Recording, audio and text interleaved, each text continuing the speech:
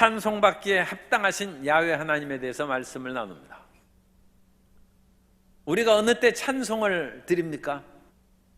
승리했을 때 노래를 부릅니다.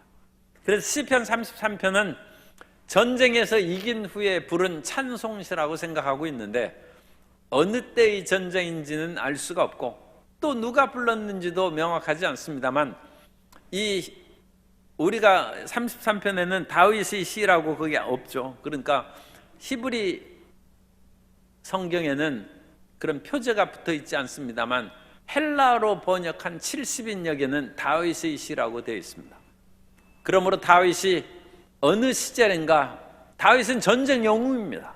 그러니까 어느 시절에 전쟁에서 승리하고 그 어려운 가운데서 승리를 주신 하나님을 기쁘게 찬양하는 그 시가 시편 33편일 것으로 생각합니다.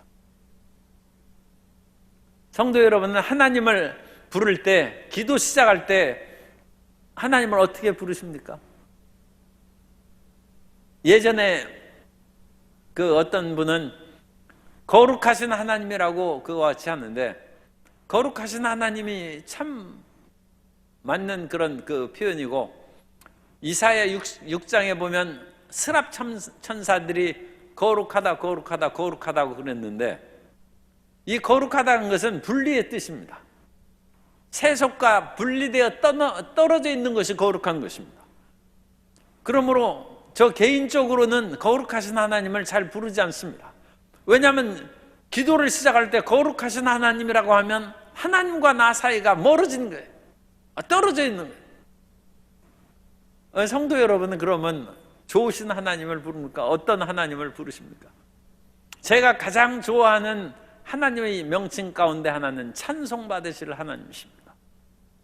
찬송받으실 그 하나님이라는 것은 바라쿠라는 그 히브리어를 쓰는데, 바라크가 그 축복하다라는 뜻입니다. 축복하다는 뜻인데, 바라쿠는 수동 분사입니다. 그래서 찬송 받으실, 수동적인, 우리는 축복 받으실 그런 뜻입니다. 우리는 다른 사람에게 복을 주죠. 그건 바라크입니다. 그런데 하나님은 복 받으실, 우리 식으로 단어 그대로 하면 복 받으실, 그런데 하나님이 복 받으신다는 것이 좀 어색하기 때문에 하나님이 그 여러 가지 복 중에서도 우리가 그 귀하게 생각하는 복을 생각해야 되는데, 우리를 칭찬하는 복이에요. 다른 사람이 우리에게 물질도 주고 지유도 주고 건강도 주고 여러 가지 좋은 것으로 우리에게 복을 주는 거예요. 그런데 그 복 중에서 우리 마음에 기쁨을 주는 것은 우리를 칭찬하는 거예요. 아, 저 사람 참 훌륭한 사람이다. 사람이 됐다. 정말로 예수님 믿는 사람이라면 다 저분이 예수님 믿는 신앙을 본받아야 된다. 우리를 축복하고 우리를 칭찬하는 것이죠. 그러니까 오늘 본문 말씀대로 우리를 찬송하는, 그러니까 하나님을 바라고 복 받으실 분이라고 하는 것은 그 가운데 하나님이 물질이 없겠어요? 무슨 지유가 필요하겠어요? 온갖 명예나 그런 것으로 하나님이 기뻐하시겠습니까? 그러니까 하나님을 칭찬하는, 하나님을 송축하고 찬양하는, 찬송받으실 하나님. 예수님께서 이제 잡히시던 그 밤에 대제사장이 아무 말로 예수님을 질문을 해도 예수님이 대답을 안 하셨어요. 그런데 그 대제사장이 내가 찬송받으실 이 아들이냐 하니까 예수님께서 말씀을 하십니다. 마가복음 14장 60절 이하에 보면 대제사장이 가운데 일어서서 예수에게 물어 이르되 너는 아무 대답도 없느냐? 이 사람들이 너를 치는 증거가 어떠하냐 하되 침묵하고 아무 대답도 아니하시거늘 대제사장이 다시 물어 이르되 내가 찬송받으실 이 아들 그리스도냐? 예수께서 이르시되 내가 그니라. 인자가 권능자의 우편에 앉은 것과 하늘 구름을 타고 오는 것을 너희가 보리라 하시니. 권능자의 우편, 하나님의 보좌 우편에 예수님이 앉는, 대제사장이 하나님을 찬송받으실 이라고 얘기했어요.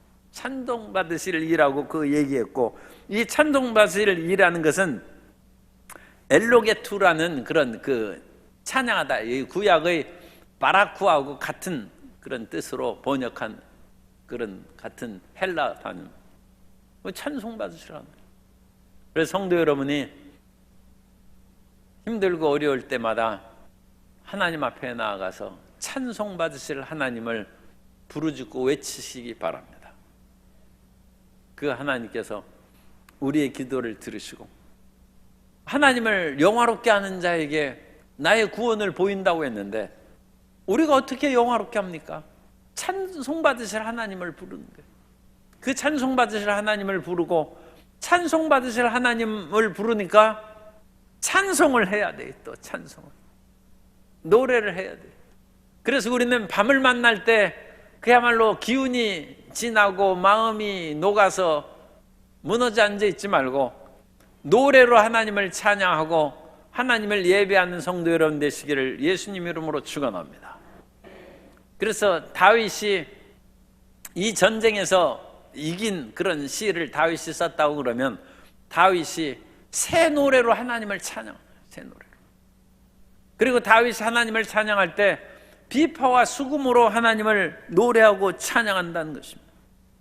그러므로 하나님을 기쁘시게 함으로 하나님의 능력의 역사가 다윗과 군사들에게 임해서 전쟁에서 승리하게 된다는 것입니다. 하나님께서는 우리의 찬송을 받으시기에 합당하신 하나님이십니다. 찬송을 안 하는 사람은 그것은 하나님의 선하심을 맛보지 못했기 때문이고, 또 어떤 면으로는 악한 사람이 찬송을 안 합니다. 왜 악한 사람이 찬양을 안 하느냐? 하나님은 의의 하나님이시기 때문에 악한 사람의 계기와 모든 것들이 하나님께서 막으시는 거예요. 그렇기 때문에 악인은 자기 생각대로 이 일이 되는 것이 없어요. 악인들은 하는 일마다 어렵고 안 되고 고통을 당하기 때문에 하나님을 찬송하지 않습니다. 그러나 의인의 마땅히 할 바가 찬송이라고 1절에 얘기했죠. 의인은 찬송한다는 것입니다. 왜냐하면 의인은 하나님의 뜻을 쫓아서 가는 사람이기 때문에, 하나님의 뜻을 쫓아가니까 우리 모든 길은 반드시 승리할 것이고 성공할 것이고 좋은 열매를 거두게 될 줄로 믿습니다. 서로 의인은 7번 넘어질지라도 8번째, 왜냐하면 하나님의 길을 걸어가기 때문에. 우리가 2-3번 넘어졌다고 난 이제 이 길 안 간다고 돌아서면 그것은 고생만 하다 물러서는 거예요. 이왕 시작했으면 끝까지 하나님을 향하여 그 뜻으로 걸어가는 거예요. 그러면 8번째 일어난다는 거예요. 그러나 악인은 한 번 무너지면 악인은 못 일어납니다. 악인은 한 번 무너지면 그 한 번의 재앙으로 말미암아 다시 일어나지 못합니다. 그럼 우리는 우리 속에 떠오르는 그 모든 생각과 계교가 하나님의 뜻에 합당한지를 항상 물어봐야 됩니다. 우리 스스로 물어보고 나의 생각을 하나님의 뜻에 비추어서 그것이 합당한 것인지 성경 말씀을 통하여 그것을 확인하고 그 길로 걸어가야 됩니다. 시편 1편 1절에 보면 복 있는 사람은 악인들의 꾀를 따르지 아니하고 죄인의 길에 서지 아니하며 오만한 자들의 자리에 앉지 아니하고. 우리가 복받을 길은 하나님의 뜻을 쫓아 걸어나가기 때문에 이와 같이 악인들의 꾀를 따르면 그것은 일시적으로 뭔가 좋은 것 같아도 그건 무너진다는 것입니다. 죄인의 길로 함께 걸어가면 지금은 혹시 어깨동무하고 갈지라도 그 죄인의 길에 얼마나 가겠어요? 서로 사투고 싸우고 결국은 파멸의 길로 뻗어나가게 되는 것이고, 오만한 자리에 앉아서 무슨 좋은 일이 있겠습니까? 그럼 우리는 악인들은 찬송할 수 없습니다. 악인들은 찬송할 수 없지만 의인들은 하나님의 의의 길로 나아가는 나의 길을 반드시 아시고 세우시고 복 주실 것을 믿음으로 찬송하며 전진해 나아가게 될 것이고, 우리 모든 성도님들이 그 길에 나아가는 성도님 되시기를 주님 이름으로 축복합니다. 그런데 여기에서 새 노래를 부른다고 했는데 3절에 새 노래를 그를 노래하며 즐거운 소리로 아름답게 연주할지어다. 그래서 우리가 새 노래로 하나님을 찬양해야 돼요. 현대인의 성경으로 3절을 읽어드립니다. 새 노래를 지어 야훼께 노래하고 능숙하게 연주하며 기쁨으로 외쳐라. 그래서 우리가 문제가 있으면 새로운 찬송가를 배워야 돼요. 성경에 그런 말씀이 있습니다. 어렵고 힘든 일이 다가오고 대적을 물리쳐야 되는데 하나님께서 그 모든 대적을 물리쳐 주시면 제가 새 노래로 하나님을 찬양하겠습니다. 그것이 시편 144편 5절 이하에 있습니다.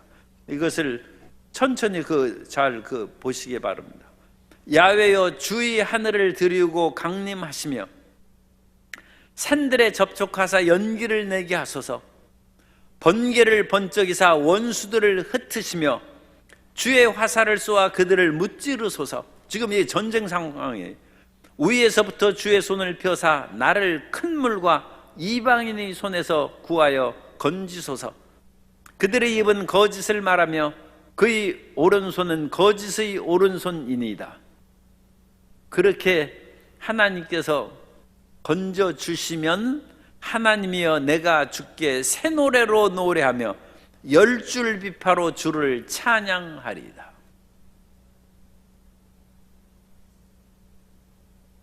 우리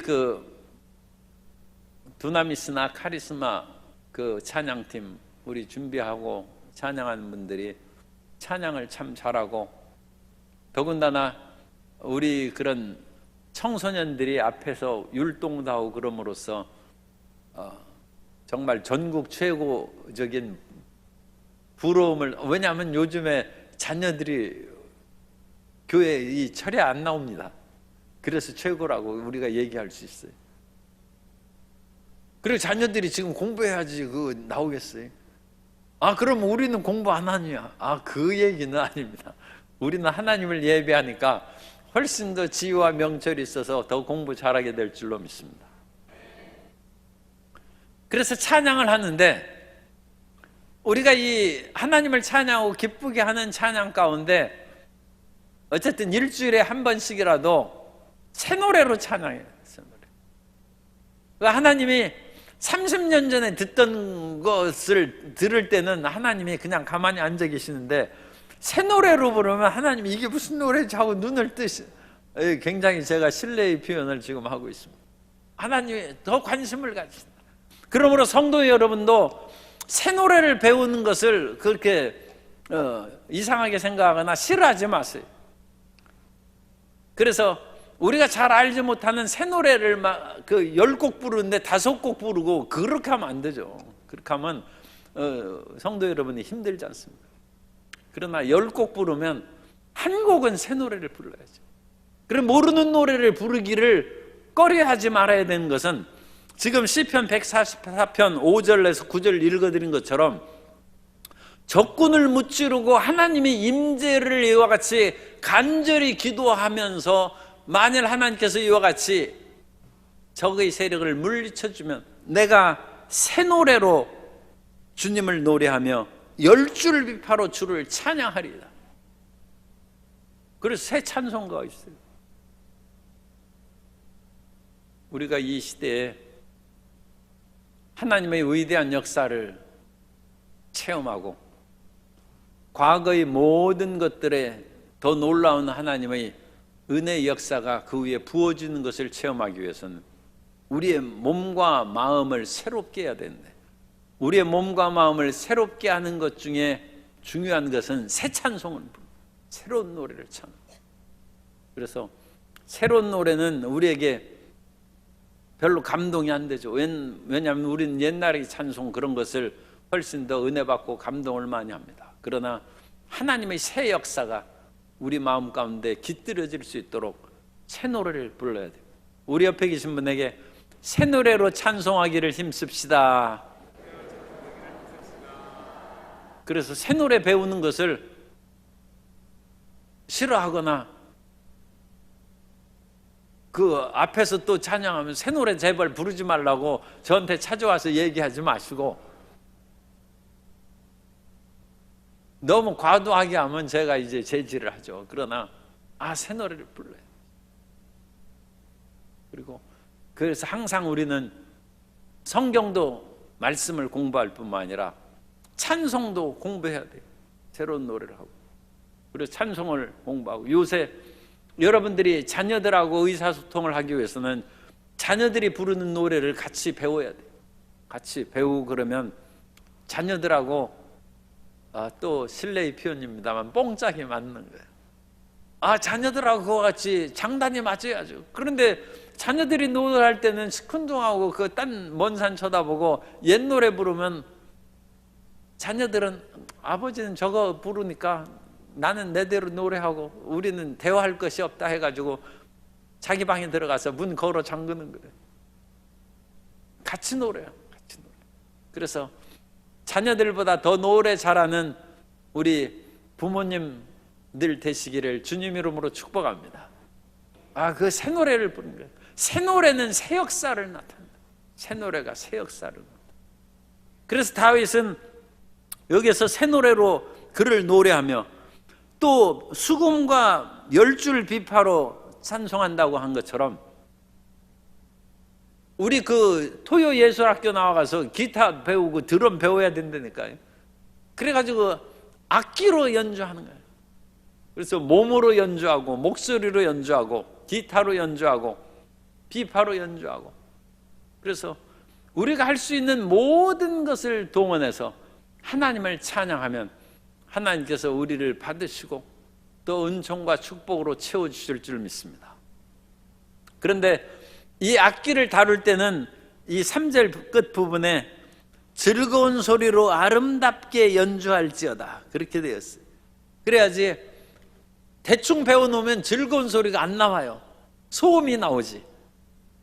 그러니까 정말로 열심히 연주를 연습하고 공부해서 하나님이 감동하는 그런 그 연주를 하면 주님께서 우리의 삶에 은혜와 축복으로 채워주신 것입니다.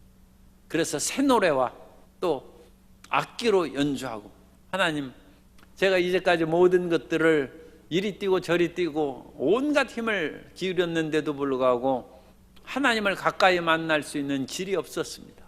그러나 이제는 제가 기타를 치면서 노래합니다. 하나님이 새롭게 보시는, 아니 언제 저렇게 기타를 치면서 하나님을 찬양하나.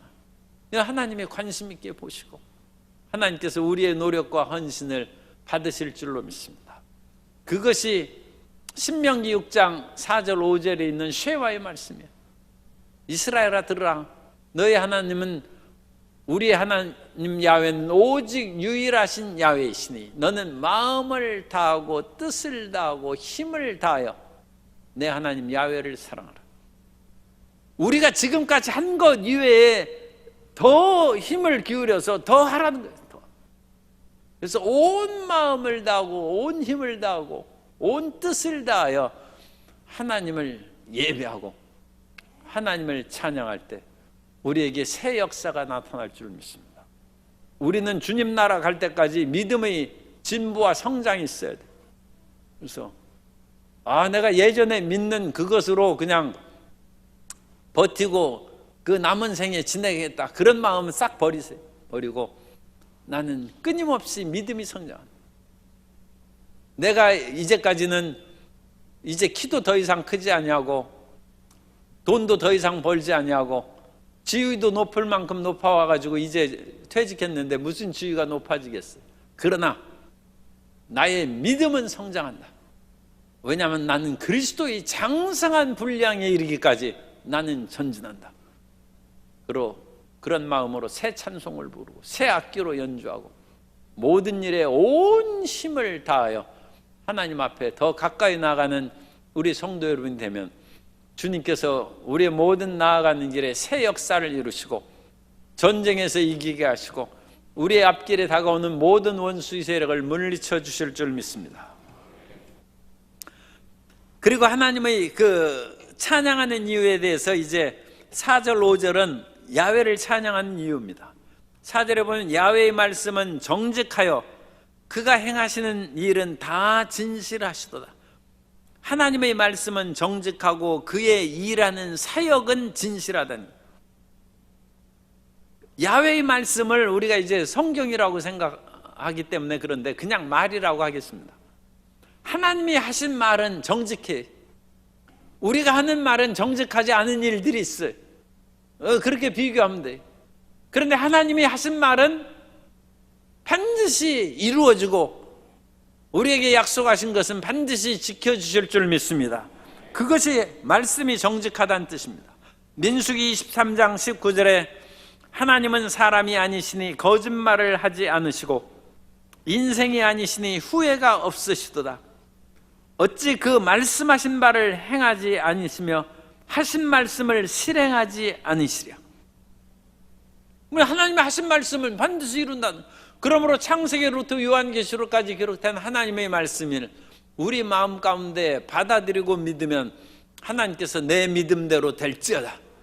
그 말씀을 받아들이는 것이 하나님을 받아들이는 것입니다. 그래서 그 믿음을 보시고 우리에게 역사해 주실 줄 믿습니다. 다윗이 그것을 체험하는 것입니다. 그래서 하나님의 말씀은 정직하다는, 곧고 올바르다는, 그의 말씀은 사특함과 거짓이 없다는 것입니다. 그리고 그가 행하는 일은 진실하다는, 진실하다는 우리 교회의 표현인데 참열매라는 것이죠. 진실한 열매, 진짜 열매, 진짜. 그런 것처럼 그가 하는 일은 진짜 열매가 있어요. 하나님이 하신 일은 열매가 있습니다. 그래서 우리가 하나님의 뜻을 쫓아 행하면 우리의 행하는 모든 일이 결실을 거두고 열매 맺는 축복의 삶으로 살아가게 되는 것입니다. 그래서 우리 일들이, 저 사람은 하는 일에 아무 열매가 없어, 그거 참 비극적인 것입니다. 그러나 하나님은 그 행하시는 모든 것들이 진실하다는, 참 열매가 있다는 거죠.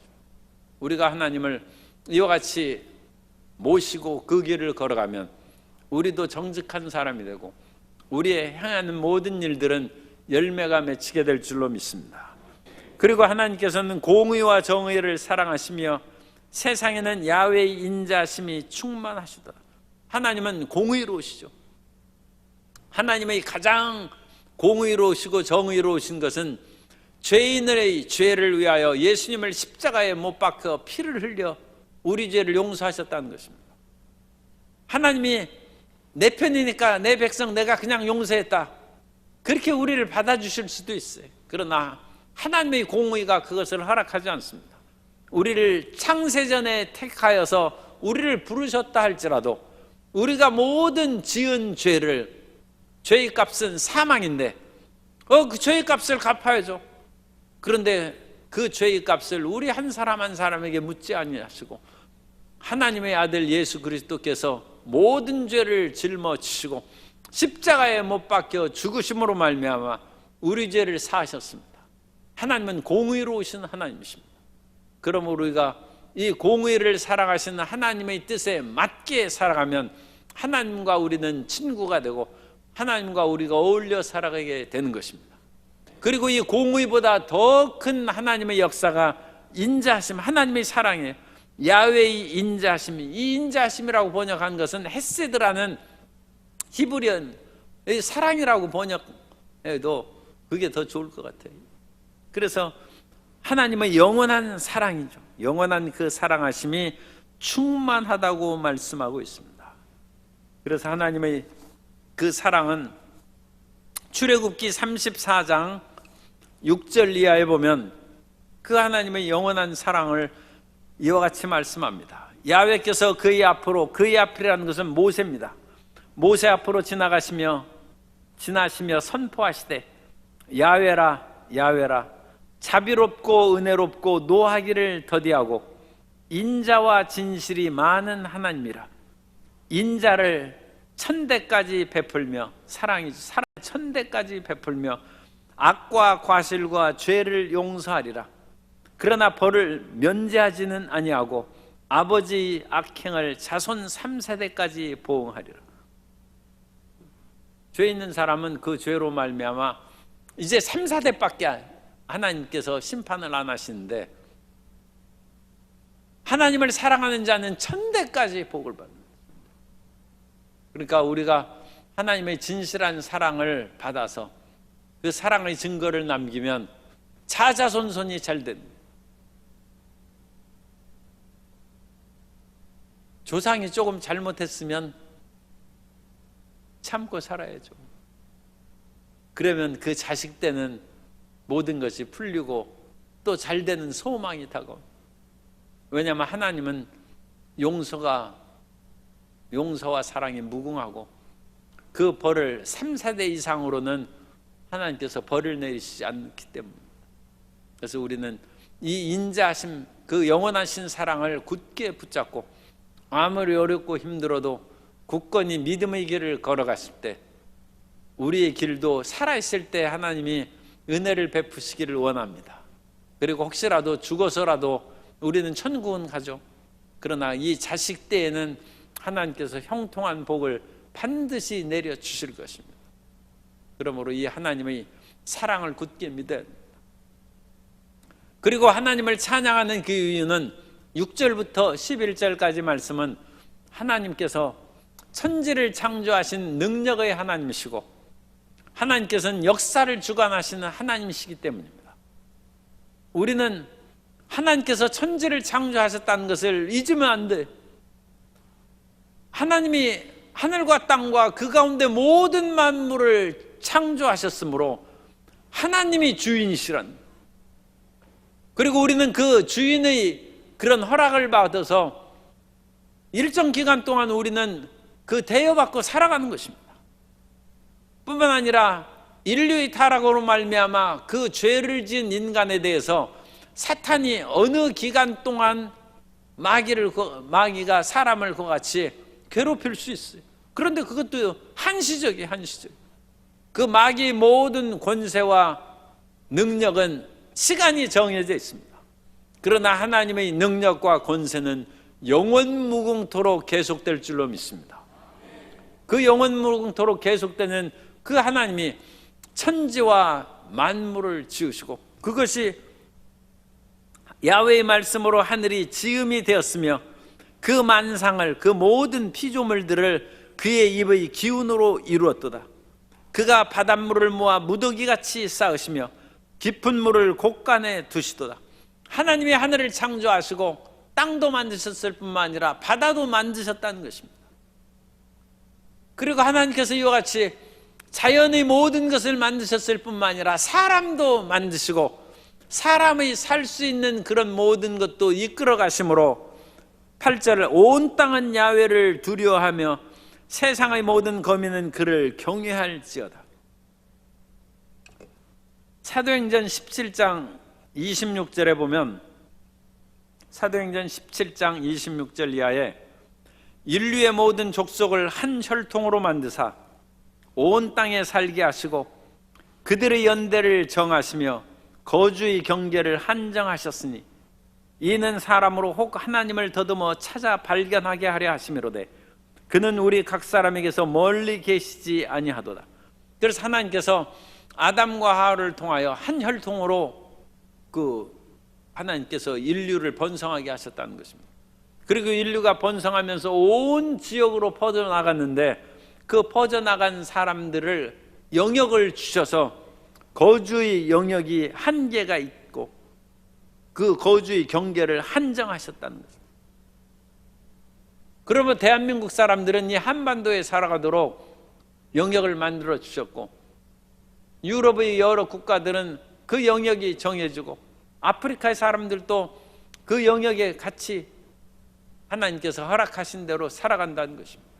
그리고 그 안에서 모든 인생들이 하나님의 뜻을 쫓아 행하면 하나님께서 필요한 것으로 채워주시고 그들의 삶을 좋은 것으로 만족하도록 은혜 내려 주신다는 것입니다. 그러므로 다른 나라의 영토를 침략하는 것은 하나님의 뜻에 거스리는 것입니다. 거스리는 것이고 또 우리 거주의 영역을 주셨은즉 그 거주의 영역에서 우리가 최선을 다하여 잘 사는 나라로 만들어야 될 줄로 믿습니다. 이스라엘에 가면 거기는 좋은 젖과 꿀이 흐르는 땅이라고 했지만 우리나라보다 별로 좋지 않아요. 그럼에도 불구하고 떠돌이 유목민으로 살던 이스라엘 백성들은 하나님이 주신 그 땅이 얼마나 좋은지 젖과 꿀이 흐르는 땅으로 표현했습니다. 그런데 유다 남쪽의 그런 광야는 황무지고 사막입니다. 그런데 거기에서 이스라엘 사람들이 하나님이 주신 이 땅은 젖과 꿀이 흐르는 땅이므로 우리가 행복하게 살 수 있다 해서 스프링클러를 만들었는데, 오늘 우리나라에서는 그 스프링클러의 잔디밭에 하면 물이 온통에 쫙 퍼져나가죠. 그런데 거기에는 물론 그런 지역도 있습니다만, 사막에서 물을 주는 것은 사막에 이런 호스가 쭉 연결되어 있는데 물이 한 방울씩 나와요. 한 방울씩 톡톡 떨어져요. 그 떨어지는 속에 그야말로 대추야자가 자라나고 있어요. 한 방울씩 그 떨어지는 것으로. 그런데 그 희한한 것이 물을 아끼느라고 그러는 것이죠. 그런데 그 한 방울씩 떨어지는 것이 그 사막의 모래바람에도 안 막힌다는 거예요. 안 막히고 물이 계속 떨어져요. 그 사람들이 얼마나 지혜롭고 성실하게 이와 같이 물이 떨어지는 호수를 만들었는지, 그 사막에는 그 일조량이 엄청나죠. 그러니까 굉장히 당도 높은 과일들이 생산되는데 중요한 것은 물이죠. 사람들이 사막에서 물을 그대로 뿌려가지고 얼마나 많은 물이 필요하겠어요. 그리고 그런 물도 없습니다. 그런데 물을 한 방울씩 떨어뜨려가지고 거기에서 풍성한 과일 열매를 맺는데, 어찌나 과일 열매가 큰지 이런 포도 덩굴도 이만해요. 포도가 그런 엄청나게 큰 덩굴을 거기에서 생산하고 있습니다. 하나님께서 우리에게 주신 거주의 경계가 우리가 보기에는 아니 어찌 이런 땅을 주셨습니까? 그런 생각이 든더라도 하나님께 감사하고 주님의 지혜와 명철로 채우면 그곳에서 정말로 옥토에서 생산되는 것보다 더 풍성한 하나님의 역사가 나타나게 될 줄로 믿습니다. 그래서 그것으로 인하여 하나님을 찬양합니다. 우리 모든 길에는 살 길이 있다. 살 길이 있다. 그래서 하나님은 천지와 만물을 창조하셨으므로 창조의 하나님, 능력의 하나님, 아브라함이 믿은 하나님은 죽은 자를 살리시며 없는 것을 있는 것 같이 부르시는 하나님이시다. 그게 창조주 하나님을 찬양하는 것입니다. 그리고 요즘에 자꾸 이 말씀이 나오네. 하나님의 역사의 주관자라는. 그런데 성경에 있는 얘기가 이렇게 순서가 돼가지고 하는 거예요. 그래서 10절에 보면 야훼께서 나라들의 계획을 폐하시며 민족들의 사상을 무효하게 하시도다. 여기서 나라들과 민족들은 하나님을 거역하는 나라와 민족들을 말하는 것입니다. 그래서 하나님을 거역하고 뜻을 어기는 모든 계획은 수포로 돌아간다. 오늘날 이 세상에서 하나님의 뜻을 구하고 하나님의 뜻대로 나라를 이끌어가고 지도하는 사람이 많지가 않아요.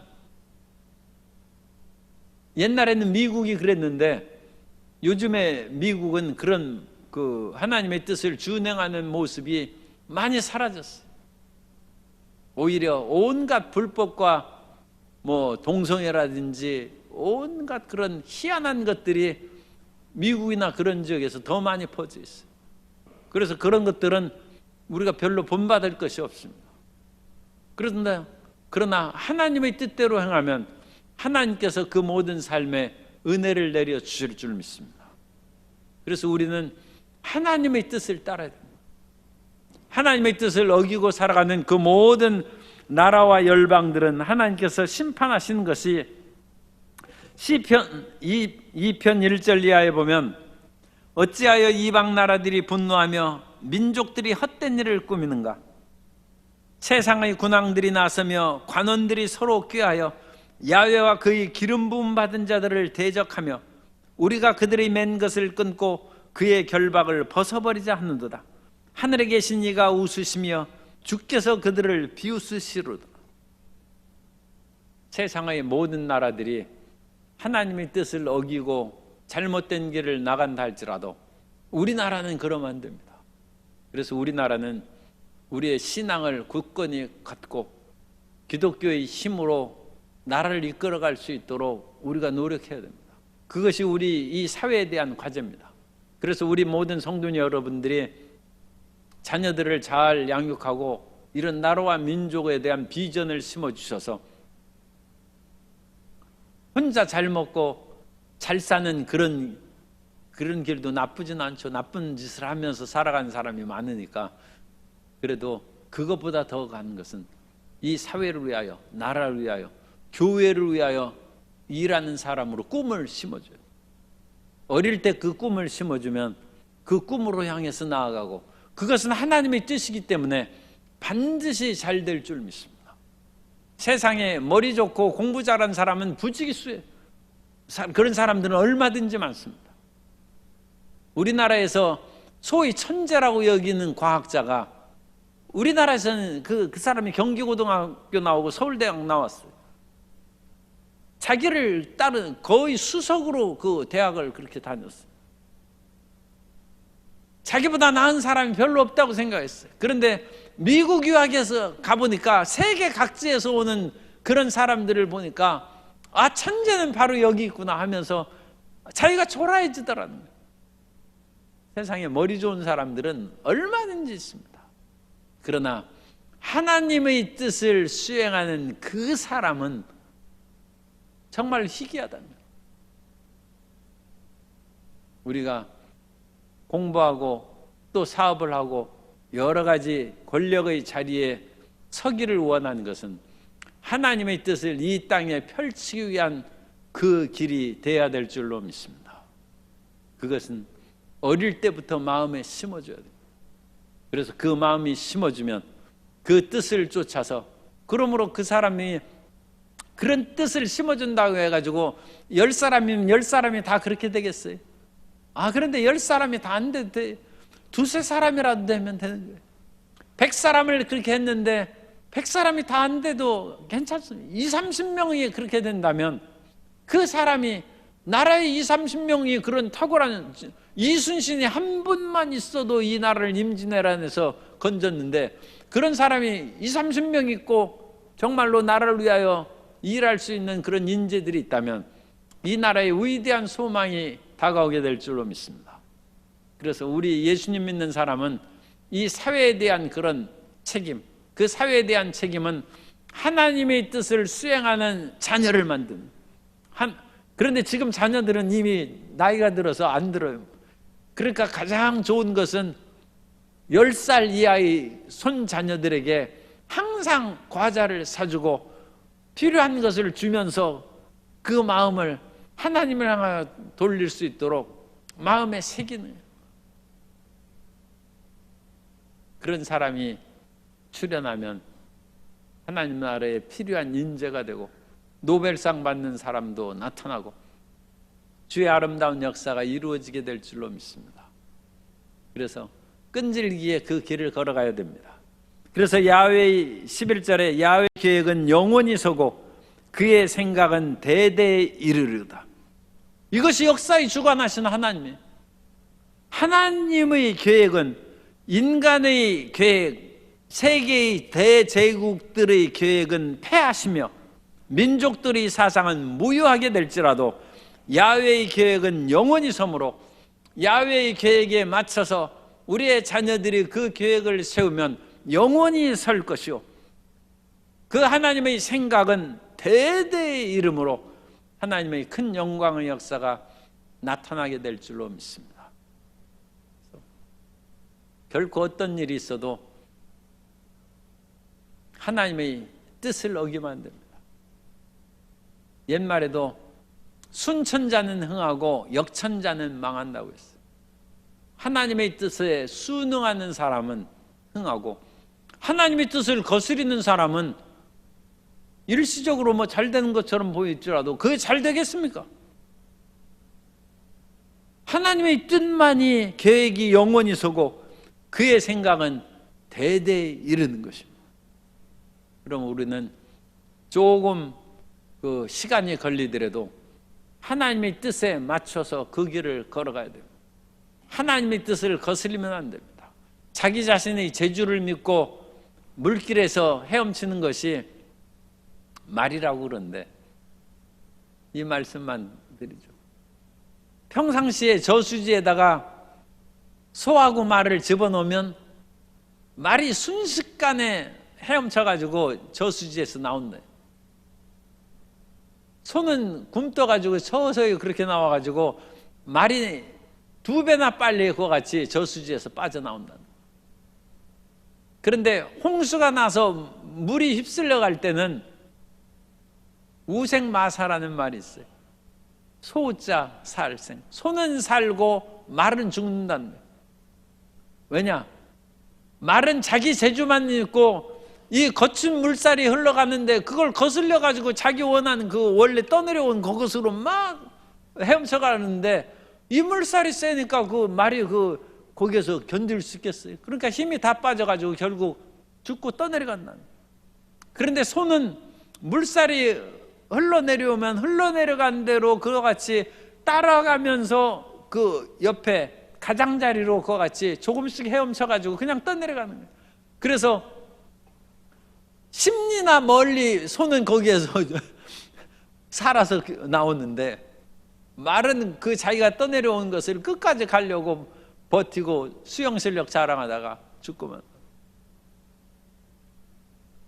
순천자는 흥하고 역천자는 망한다. 하나님의 계획은 영원히 서고 그의 뜻은 대대 미치는 것입니다. 오늘 우리가 어떤 일이 다가와도 하나님의 뜻을 준행하고 그 길로 걸어가면 우리 세대의 빛을 볼 것이요, 그 같은 길로 걸어가는 것을 혹시 우리 세대에 못 본다 할지라도 우리의 자녀들이 아버지의 그 같은 신앙과 결단을 받아들여서 이어가면 자손이 흥화하고 번성하게 될 줄로 믿습니다. 그러면 우리는 죽어서 천국 갈지라도 우리 자손을 통하여 교회는 성장할 것이고 하나님의 나라는 더욱 확장되는 역사가 나타나게 될 줄로 믿습니다. 어떠한 일이 있어도 낙심하지 말고 하나님의 뜻에 순응하여 전진해 나가는 우리 모든 성도님 되시기를 예수님 이름으로 축원합니다.